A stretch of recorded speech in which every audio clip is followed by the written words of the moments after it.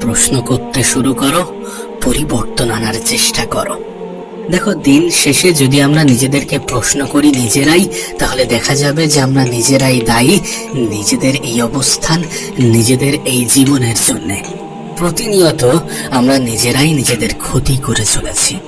একবার নিজেকে প্রশ্ন করে দেখো তো, কোন কোন উপায়ে, কোন কোন মাধ্যমে তুমি তোমার জীবনকে নষ্ট করছো, তুমি তোমার সময়কে নষ্ট করছো, তুমি তোমার স্বপ্নকে ধ্বংস করছো। প্রয়োজনে নীরবে নিরালায় 1-1.5 ঘন্টা নিজেকে নিয়ে বসো এবং নিজেকে প্রশ্ন করো যে আমি কি আমার জীবন ধ্বংসের জন্য দায়ী? যদি সত্যি আমি আমার বর্তমান পরিস্থিতির জন্য দায়ী হয়ে থাকি, তাহলে এটার কারণ কি?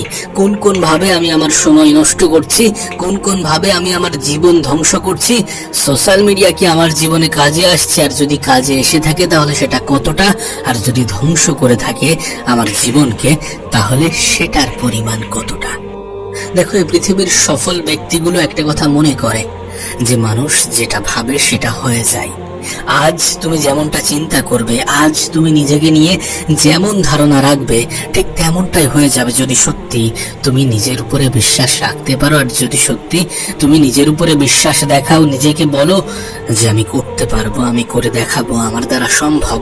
যদি সত্যি তুমি নিজেই নিজেকে এমনটা বলো, তাহলে সত্যি তুমি পারবে। তুমি যেমনটা চিন্তা করবে, নিজেকে নিয়ে যেমন ধারণা রাখবে, সেটাই হতে থাকবে তোমার সাথে, আর সেটাই হয়ে থাকে।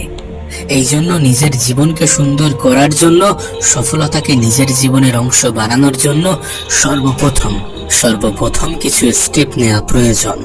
যে আমার নিজের বিষয়ে আমি কখনো নেগেটিভ ধারণা রাখবো না। আমি নিজেই নিজেকে কখনো বলবো না যে আমার দ্বারা হবে না।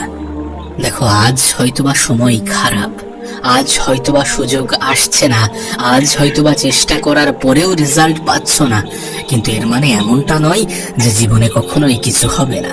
এর মানে